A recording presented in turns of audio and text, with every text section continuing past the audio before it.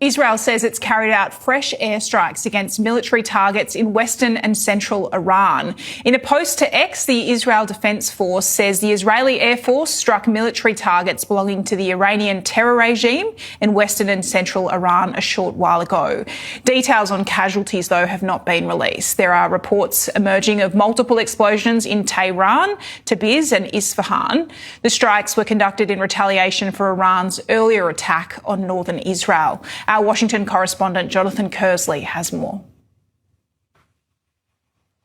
100 days since the war between the United States of America and Iran began, and it's seen a barrage of missiles fired by Iran towards northern Israel. It's the first time the regime has fired missiles in that direction since the Pakistan-brokered ceasefire in April.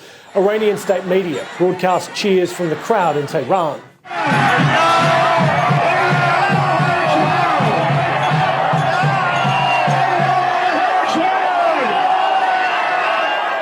The Israeli Defense Force says all of the missiles were intercepted and had a warning for the Iranian regime. The Iranian terrorist regime made a grave mistake when it once again chose terrorism.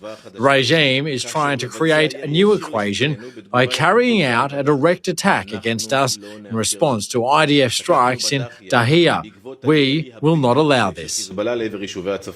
While hardliners in the Israeli government warned Tehran should burn, US President Donald Trump was quick to try and pull back any sort of severe Israeli retaliation. Speaking with Israel's Prime Minister Benjamin Netanyahu, the US President told Axios a deal with Iran could be days away, and he didn't want Iran's attacks to stop that. Likewise, according to Fox News, telling Iran to return to the negotiating table.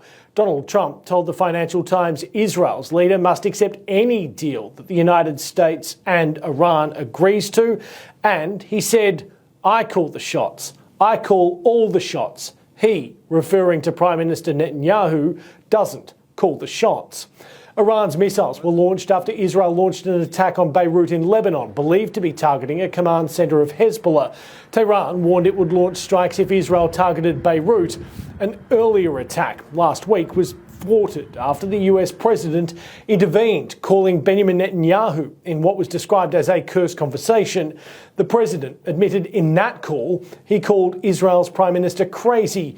Israel's defense forces now say they are ready to launch retaliatory action if they're given the go-ahead. This was the message from Iran's Revolutionary Guard broadcast on state media. Our acceptance of the ceasefire on April 8 was conditional upon the cessation of hostilities on all fronts. However, as always, the United States and the Zionist regime failed to uphold their commitments. They continued their aggression and crimes in Lebanon and repeatedly violated the ceasefire through attacks on Iranian coasts and vessels in the Strait of Hormuz, the Gulf of Oman and the Indian Ocean. Tonight's operation was a warning. Should these acts of aggression be repeated, the responses will be broader in scope and will encompass all American and Zionist targets throughout the region. Australia's Prime Minister called for calm. Iran can't be allowed to get a nuclear weapon. That was the position that we took. That's the right position. We've called for de-escalation. We've called for a clear exit plan out of this, and we've done that consistently for a long period of time. This needs to conclude.